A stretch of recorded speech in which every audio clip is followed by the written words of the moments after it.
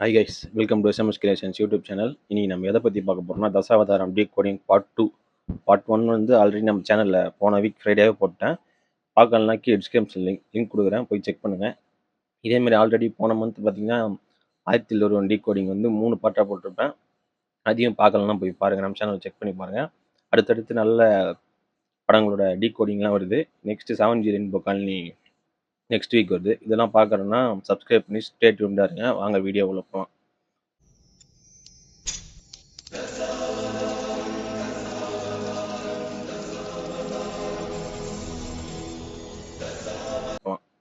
போன வீடியோவில் 2 அவதாரத்தை பற்றி பார்த்துருந்தோம், கிருஷ்ணர் அண்டு வாமன அவதாரம் பற்றி. இதில் மீதி இருக்கிற 8 அவதாரம், தசாவதாரத்தில் 8 மொத்தம் 10, அதில் ஆல்ரெடி 2 பார்த்துட்டோம்.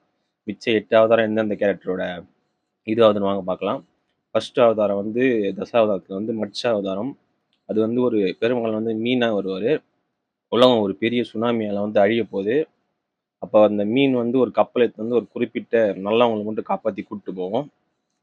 அதுதான் ரங்கராஜ நம்பி. ரங்கராஜ நம்பி வந்து கடலில் போய் செத்து போய் பல நூற்றாண்டுக்கு அப்புறம் சுனாமியாக வந்து பல மக்களை காப்பாற்றுவார். அந்த பெருமாளோட கட்டி அந்த தண்ணியில் போனபோது ஒரு ஷாட்டில் கூட அந்த ஒரு மீன், பெருசாக ஒரு மீன் வர மாதிரி காமிச்சிருப்பாங்க. இதுதான் மட்ச அவதாரம். அடுத்து 2வது அவதாரம் பார்த்தீங்கன்னா கூர்ம அவதாரம். இது எதோட கனெக்ட் பண்ணியிருப்பாங்கன்னு பார்த்தீங்கன்னா நம்ம கிருஷ்ணவேணி பாட்டி. கூர்ம அவதாரம்னா ஆமை. அதுக்கேற்ற மாதிரியே கிருஷ்ணவேணி பாட்டி வந்து கொஞ்சம் ஹன்ச்பேக் பண்ணி தான் கொஞ்சம் கூன் இந்த மாதிரி தான் நடிச்சிருப்பாரு கமல் சார். இந்த அவதாரத்தை எதுக்கு எடுத்துக்குன்னா, அந்த ஆமை முதுகு மேலே ஒரு திருக்கோணமலைன்னு ஒரு மலையை வச்சு அசுரர்களும் தேவர்களும் வாசுகி பாவம் வச்சு அமிர்தம் கிடைவாங்க. அதே மாதிரி பார்த்தீங்கன்னா இந்த படத்தையும் ஒரு சீன் இருக்கும். நடுவில் பெருமாள் இதில் வந்து அந்த வயலை வந்து இவங்க போடுற மாதிரி. இந்த பக்கம் பார்த்தீங்கன்னா தேவரன் நம்ம கமல் நல்லவங்க, இந்த பக்கம் அசுரவங்க கெட்டவங்கன்னு சொல்லிட்டு கிளச்சர் இந்த பக்கம் இருப்பாங்க. அந்த ஷார்ட்டை பில்லியண்டாக பண்ணியிருப்பாங்க. அதே மாதிரி 3வது அவதாரம் எதுன்னு பார்த்தீங்கன்னா வராக அவதாரம். வராக அவதாரம் பார்த்தீங்கன்னா அந்த மூக்கு வந்து பன்னி மாதிரி இந்த 2 கொம்பு இருக்கும்.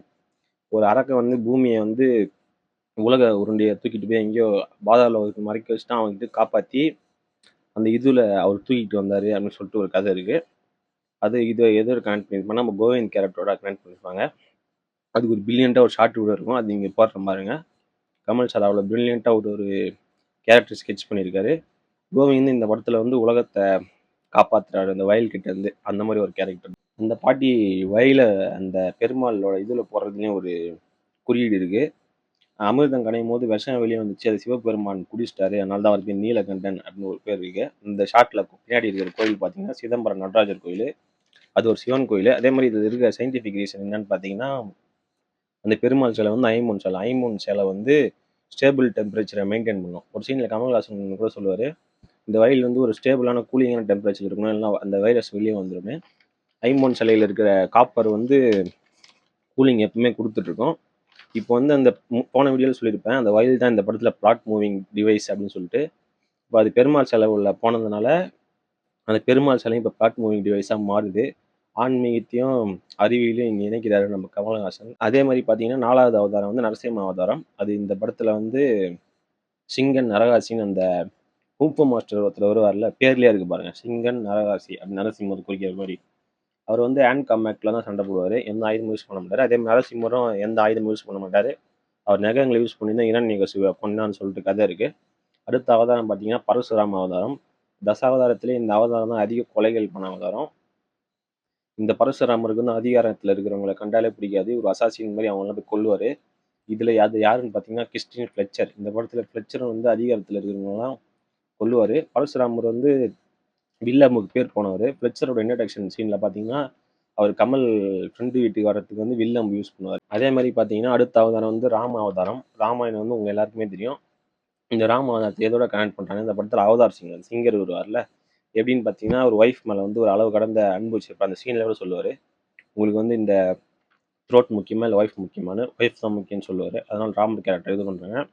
அதே மாதிரி பல்ராம் அவதாரத்தை வந்து எதோட கனெக்ட் பண்ணுறாங்க உங்களுக்கே தெரியும், பேர்லேயே இருக்குது, பல்ராம் நாயுடு. அது வந்து ஒரு சப்போர்ட்டிங் அவதாரம். பெருமாள் எடுக்கிற அவதாரத்துக்குலாம் கூட சப்போர்ட்டாக வரும் இந்த அவதாரம். இதுலேயும் கெட்டவங்களை கண்டுபிடிச்சி அழிக்கிற ஒரு கவர்மெண்ட் சப்போர்ட் பண்ணுற ஒரு ரோல் தான் அது வரும். அப்புறம் கல்கி அவதாரம் வந்து லாஸ்ட் அவதாரம். கல்கி அவதாரம்னாலே டிஸ்ட்ரக்ஷன் சொல்லுவாங்க. அந்த அவதாரம் வரும்போது உலகம் அழிஞ்சிருங்க. அது இந்த படத்தில் எதோட கனெக்ட் பண்ணியிருப்பாங்க, நம்ம ஜார்ஜ் புஷ்ஷோட கேரக்டரை கனெக்ட் பண்ணியிருப்பாங்க. ஜார்ஜ் புஷ் வந்து அமெரிக்காவை பொதுவாக என்ன பண்ணுவாங்க, நியூக்ளியர் வார், பயோ வார், இந்த மாதிரி நாச வேலை அழிவு வேலைகள் செய்யறதுல வந்து அமெரிக்கா வந்து எக்ஸ்பர்ட்டு. அதனால கல்கி அவதாரத்தை இது பண்ணியிருப்பாங்க. இந்த மாதிரி 10 அவதாரத்தையும் 10 கேரக்டரோட பிரில்லியண்டாக இணைச்சு நம்ம கமல் சார் பயங்கரமாக ஸ்டோரி அண்ட் ஸ்க்ரீன் ப்ளே பண்ணியிருப்பாரு. இந்த படத்தை இயக்கிறதுக்கு வந்து பல இயக்குநர்கள்கிட்ட கேட்டாங்க, இன்க்ளூடிங் கௌதம் வாசுதேவ் மேனன். அந்த டைமில் அவர் வேட்டையாடு விளையாடுன்னு ஒரு பெரிய பிளாக் பஸ்டர் நம்ம உலகநாயகன் வச்சு கொடுத்தாரு. இருந்தும் இந்த கதையை பார்த்து பல இயக்குநர்கள் பயந்து ஓடினாங்க. அப்போ நான் பண்ணுறேன்னு ஒரே ஒரு இயக்குனர் மட்டும் வந்தார். த legendary OG commercial director KS. Ravikumar sir தான் அவர்.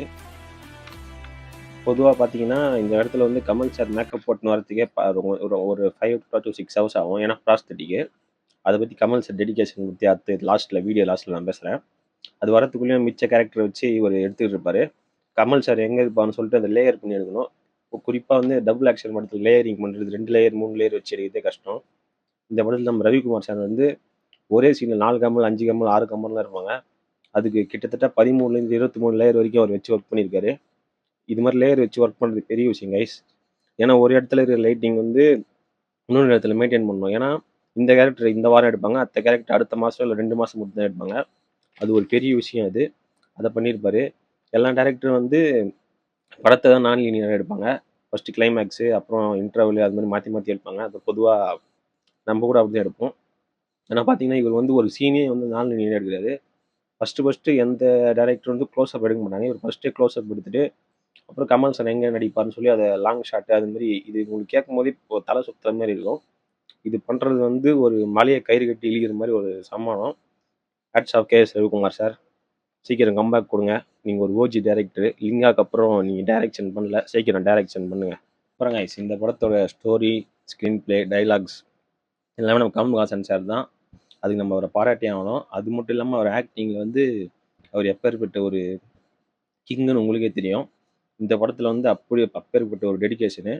இந்த படத்தில் ப்ராஸ்தட்டிக்ஸ்லாம் யூஸ் பண்ணியிருப்பாங்க. இந்தியன் சினிமாலே முதலாக 96ல் வந்து ப்ராஸ்தட்டிக்ஸ் வந்து இந்தியன் படத்தின் மூலமாக அவர் அறிமுகப்படுத்துறாரு. இதுக்கு முன்கதை என்னன்னு பார்த்தீங்கன்னா, அவர் வந்து ஸ்டார் ட்ரெக் மற்றும் ரேம்போ 3 படத்தில் வந்து நம்ம ரேம்போ 3ல வந்து நம்ம சில்வர் ஸ்டார் சேலனுக்கெல்லாம் மேக்கப் போட்டிருக்காரு. மைக்கேல் வெஸ்மோல்டர்கிட்ட வந்து அசிஸ்டண்ட்டாக வேலை செஞ்சிருக்காரு.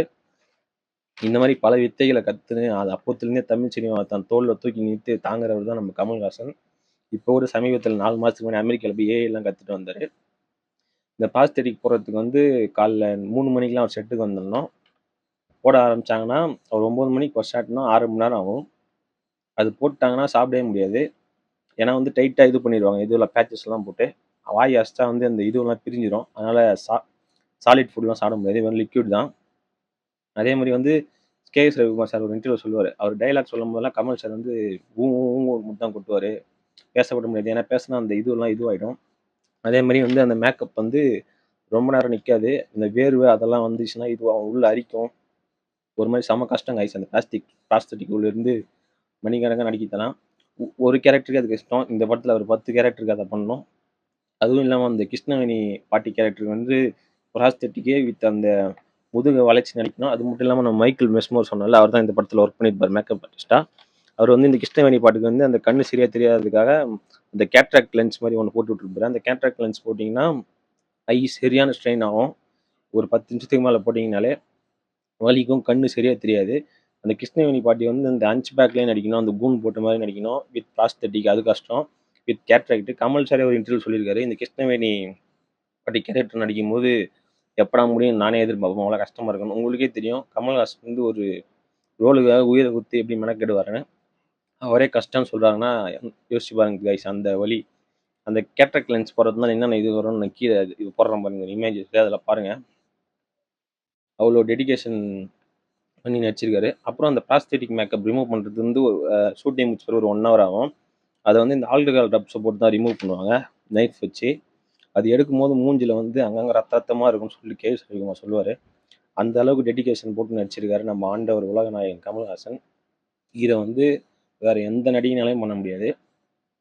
ஏன் சொல்கிறேன்னா காசுக்காகவும் பணத்துக்காகவும் பேருக்காகவும் சும்மாங்கட்டினா எடுக்கிறவனால இந்த மாதிரி படம்லாம் பண்ணவே முடியாது. 66 வருஷமாக நம்ம தமிழ் சினிமாவை தோளில் தூக்கி நிறுத்துகிற ஆண்டவர் கமல்ஹாசன் தான் இதை பண்ண முடியும். பார்த்தீங்கன்னா நிறைய டிபேட்லாம் வரும் உங்களுக்கு. அடுத்த எம்ஜிஆர் இவர், அடுத்த ரஜினி இவர், அடுத்த சிவாஜி இவர், அடுத்த தளபதி, அடுத்த தலை அப்படின்னு. ஆனால் இது வரைக்கும் அடுத்த உலகநாயகன் யாரையும் சொல்ல மாட்டாங்க. ஏன்னா அதுக்கு ஆளே கிடையாது. கிட்ட கூட அவர் பண்ண இதுவெல்லாம் நெருங்கவே முடியாது எந்த இண்டஸ்ட்ரியிலும் யாராலையும். Kamal Haasan is always Kamal Haasan. ஒரே கமல்ஹாசன் தான் தமிழ் சினிமால. தமிழ் சினிமாவுக்கு கிடைச்சது பெருமை. அவரை ரீப்ளேஸ் பண்றதுக்கு பொறந்து தான் வரணும். இல்ல பொறக்கவே மாட்டான் அந்த மாதிரி எவனும். இந்த மாதிரி ஒரு மகா கலைஞன் அவரு. இது மாதிரி அவரோட நிறைய படத்தை நம்ம டீகோட் பண்ண போறோம். அடுத்தது ஆழம் வந்தாலே நம்ம டீகோட் பண்ண போறோம். அதுக்கு நீங்க என்ன பண்ணணும்? சப்ஸ்கிரைப் பண்ணுங்க, லைக் பண்ணுங்க, ஷேர் பண்ணுங்க. பாய்.